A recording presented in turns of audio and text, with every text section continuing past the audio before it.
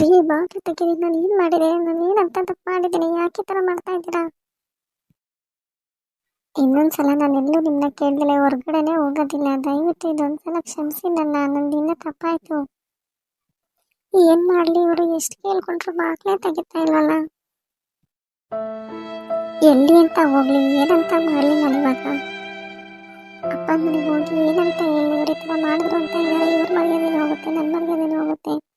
ಈಗ ನೋಡಿದ್ರೆ ಅಣ್ಣನಿಗೂ ಮದುವೆ ಬೇರೆ ಫಿಕ್ಸ್ ಆಗ್ತಾ ಇದೆ. ಈ ಸಮಯದಲ್ಲೇ ಇವ್ರು ಈ ಥರ ಮಾಡ್ಬೇಕಾ ನನಗೆ? ನನ್ನಿಂದ ಏನಾಯಿತು? ನಾನು ಏನಂತ ತಪ್ಪು ಮಾಡಿದೆ ಅಂತ ನನಗೊಂದು ಗೊತ್ತಾಗ್ತಾ ಇಲ್ಲ.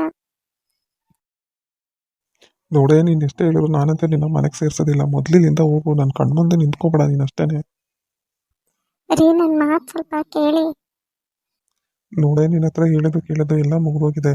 ಇಲ್ಲಿಂದ ಹೋಗು ಅಷ್ಟೇನೆ. ಇಷ್ಟು ತನಕ ಮನೆಯಿಂದ ಆಚೆ ಎಲ್ಲಿದ್ದೋ ಅಲ್ಲೇ ಹೋಗಿರು. ನನ್ನ ಜೊತೆ ಅಂತ ನಾನು ಇನ್ನೂ ಇರಿಸ್ಕೊಳ್ಳೋದಿಲ್ಲ. ಅಯ್ಯೋ ದೇವ್ರೆ, ಏನಪ್ಪ ಮಾಡೋದು ಇವಾಗ? ಇವ್ರು ಈ ಥರ ಇದ್ದಕ್ಕಿದ್ದಂಗೆ ಮನೆಯಿಂದ ಹೊರಗಡೆ ಹಾಕ್ಬಿಟ್ರೆ ನಾನು ಎಲ್ಲಿ ಅಂತ ಹೋಗ್ಲಿ? ಒಂದು ಕಡೆ ಅಣ್ಣನ ಮದುವೆ ಆಗ್ತಾ ಇದೆ ಅಂತ ಖುಷಿ ಪಡಲ, ಇಲ್ಲ ಇನ್ನೊಂದು ಕಡೆ ನನ್ನ ಗಂಡ ಮನೆಯಿಂದ ನನ್ನ ಹೊರಗಡೆ ಆಗ್ತಾ ಅಂತ ದುಃಖ ಪಡಲ? ಒಂದು ಗೊತ್ತಾಗ್ತಾ ಇಲ್ಲ. ಯಾಕೆ ನನ್ನ ಜೀವನದಲ್ಲಿ ಈ ಥರ ಆಗ್ತಾ ಇದೆ ನನಗೆ ಗೊತ್ತಾಗ್ತಾ ಇಲ್ಲ.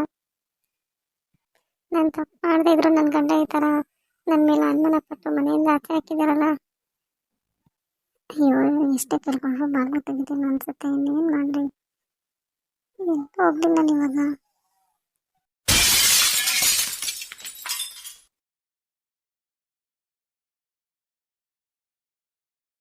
ಕೈಯಲ್ಲಿ ₹1 ದುಡ್ಡು ಇಲ್ಲ, ಏನು ಮಾಡಲಿ ಇವಾಗ? ಎಲ್ಲಿ ಅಂತ ಹೋಗ್ಲಿ?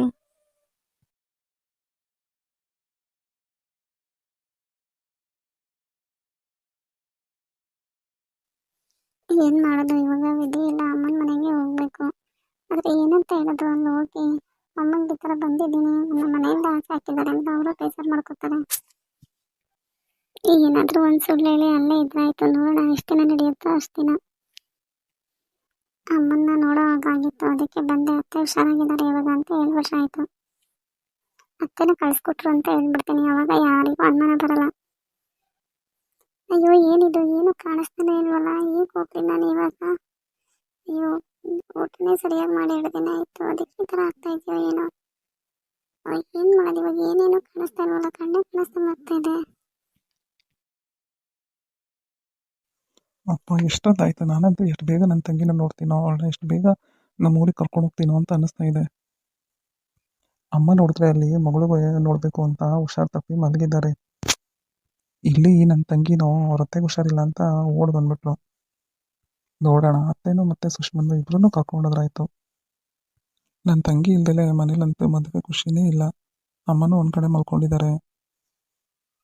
ಹೇಗಾದ್ರೂ ಮಾಡಿ ಬಾವನ್ನು ಒಪ್ಸಿ ತಂಗಿನೂ ಮತ್ತೆ ಅತ್ತೆನೂ ಕರ್ಕೊಂಡು ಹೋಗ್ಬೇಕು ನಮ್ಮನೆಗೆ. ಮದುವೆ ಮುಗಿಯೋವರೆಗೂ ಇಬ್ರು ಕಳ್ಸಲ್ಲ, ನಾವೇ ನೋಡ್ಕೊಂಡ್ರಾಯ್ತು. ಮೊದಲು ಅತ್ತೆಗೆ ಏನಾಗಿದೆ ಅಂತ ನೋಡೋಣ, ಆಮೇಲೆ ಭಾವನ ಹತ್ರ ಮಾತಾಡಿ ಇಬ್ರು ಕರ್ಕೊಂಡು ಹೋದ್ರೆ ಆಯ್ತು. ಆದ್ರೂ ಸುಷ್ಮಂಗಾದ್ರೂ ನಾನು ಬರ್ತಿದ್ದೀನಿ ಅಂತ ಹೇಳ್ಬೇಕಾಗಿತ್ತು ಏನೋ. ಇರ್ಲಿ ಎಲ್ಲೋಗ್ತಾಳೆ? ಮನೇಲೇ ಇರ್ತಾಳಲ್ಲ, ಈಗ ಹೋಗಿ ನೋಡ್ತೀನಿ. ಅವಳಿಗೂ ನನ್ನ ನೋಡಿ ಸಡನ್ ಆಗಿ ನೋಡಿ ಎಷ್ಟು ಖುಷಿ ಆಗುತ್ತೆ ಅಂತ ಅನ್ನೋದನ್ನ ನಾನು ನೋಡ್ಬೇಕು. ಅಯ್ಯೋ, ಇದೇನಿದು? ಯಾರು ಈ ಥರ ತಲೆ ಸುತ್ತ ಬಿದ್ದೋಗ್ಬಿಟ್ಟಿದ್ದಾರೆ ಅನ್ಸುತ್ತಲ್ಲ? ಏನು ಇಷ್ಟೊಂದು ಜನ ಬೇರೆ ಸೇರಿದ್ದಾರೆ, ಆದ್ರೆ ಯಾರು ಅವ್ರನ್ನ ಎಬ್ಬಿಸೋ ಪ್ರಯತ್ನನೇ ಮಾಡ್ತಾ ಇಲ್ವಲ್ಲ? ಅಯ್ಯೋ, ಯಾರು ಏನೋ ಪಾಪ, ಮೊದಲು ನೋಡೋಣ.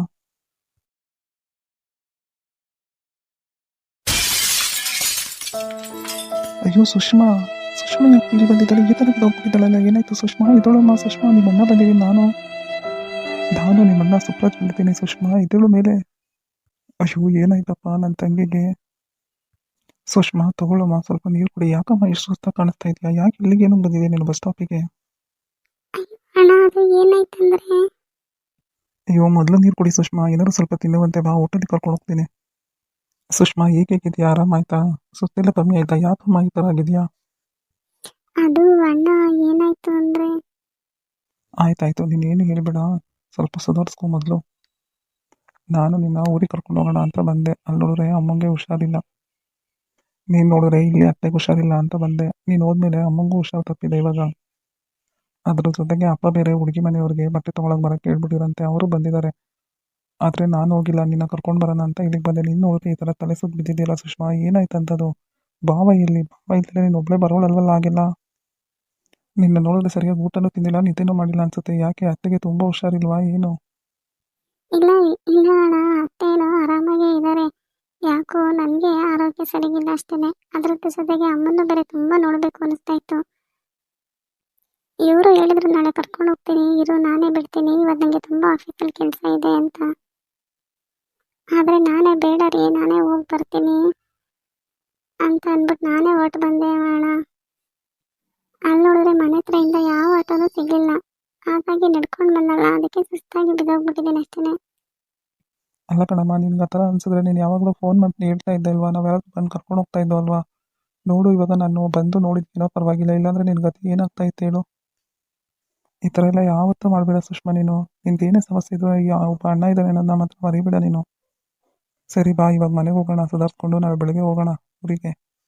ಏನಣ್ಣ ಮನೆಗ ಬೇಡ ಅಣ್ಣ, ನಾನು ಮೊದಲು ಅಮ್ಮನ ನೋಡಬೇಕು ಅಂತ ಅನಿಸ್ತಾ ಇದೆ. ಮೊದಲು ಊರಿಗೆ ಹೋಗೋಣ. ಅಲ್ಲ ಸುಷ್ಮಾ, ಸರಿ ನೀನು ಇಷ್ಟು ಸುಸ್ತಾಗಿದ್ಯಾ, ಮತ್ತೆ ಟ್ರಾವೆಲ್ ಮಾಡಿದ್ರೆ ಇನ್ನೂ ಸುಸ್ತಾಗ್ತೀಯಾ. ಮನೆಗೆ ಹೋಗಿ ರೆಸ್ಟ್ ಮಾಡಿ ಬೆಳಗ್ಗೆ ಹೋಗೋಣ. ಇಲ್ಲ ಅಣ್ಣ, ಇಲ್ಲ ಇಲ್ಲ, ನಾನು ಮೊದಲು ಅಮ್ಮನ ನೋಡಬೇಕು. ನನಗೆ ಎಂಥ ಸುಸ್ತವಾಗಿದೆ. ನೀನು ಬಂದಿದ್ದೀರಲ್ಲ, ನಾನು ಇವಾಗ ಆರಾಮಾಗಿದ್ದೀನಿ.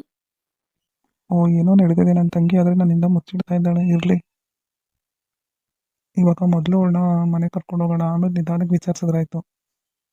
ಯಾವತ್ತೂ ಒಬ್ಬಳೇ ಬಂದೋಳಲ್ಲ ಓದೋಳಲ್ಲ. ಈ ಥರ ಒಬ್ಬಳೇ ಬಂದಿದ್ದಾಳೆ ಅಂದರೆ ಏನೋ ಆಗಿರುತ್ತೆ. ಮೊದಲೇ ಅವಳಿಗೆ ಗಾಬರಿ, ಭಯ, ಬೇಜಾರು ಎಲ್ಲ ಅವಳ ಮುಖದಲ್ಲಿ ಕಾಣಿಸ್ತಾ ಇದೆ. ಇವಾಗ ಏನು ಕೇಳೋದು ಬೇಡ, ಮನೇಲಿ ಯಾರಿಗೂ ಏನು ಹೇಳೋದು ಬೇಡ. ನೋಡೋಣ ಮುಂದೆ ಏನಾಗುತ್ತೆ ಅಂತ. ನನಗಂತೂ ನನ್ನ ತಂಗಿ ಪರಿಸ್ಥಿತಿ ನೋಡಿ ತುಂಬ ಬೇಜಾರಾಗಿದ್ದೀನಿ. ಮನೆಗೆ ಹೋಗೋಣ ಅಂದರೆ ಮನೆಗೂ ಹೋಗೋದು ಬೇಡ ಅಂತಿದ್ದಾಳೆ, ಅಂದರೆ ಏನೋ ಮುಚ್ಚಿಡ್ತಾ ಇದ್ದಾಳೆ ಅವಳು. ಹಾಂ ಸರಿ ಸುಷ್ಮಾ, ನೀನು ಹೇಗೆ ಹೇಳ್ತೀಯ ಹಾಗೆ. ಇನ್ನೇನು ಬಸ್ ಇದೆ ಅಂತೆ, ಆ ಬಸ್ಸಲ್ಲೇ ರಿಟರ್ನ್ ಹೋಗೋಣ ಆಗಿದ್ರೆ. ಹಾಂ ಸರಿ ಅಣ್ಣ, ಆಯಿತು. ಅಪ್ಪ, ಊರಿಗೆ ಹೇಗೆ ಹೋಗೋದು ಅಂತ ಅಂದ್ಕೊಂಡೆ. ಸದ್ಯ ನಮ್ಮ ಅಣ್ಣನೇ ಬಂದಲ್ಲ, ನನ್ನ ಹತ್ರ ದುಡ್ಡು ಸಹ ಇರಲಿಲ್ಲ, ಏನು ಮಾಡೋದು ಅಂತ ಇದ್ದೆ. ದೇವರಾಗೆ ನಮ್ಮ ಅಣ್ಣನೇ ಬಂದ. ಮನೆಗೆ ಹೋಗಿ ಏನು ಹೇಳೋದು ಅಂದ್ಕೊಂಡಿದ್ದೆ. ಸದ್ಯ ಅಣ್ಣನೇ ಬಂದಿದ್ದಾನೆ ನನ್ನ ಕರ್ಕೊಂಡು ಹೋಗೋದಕ್ಕೆ ಅಂತ.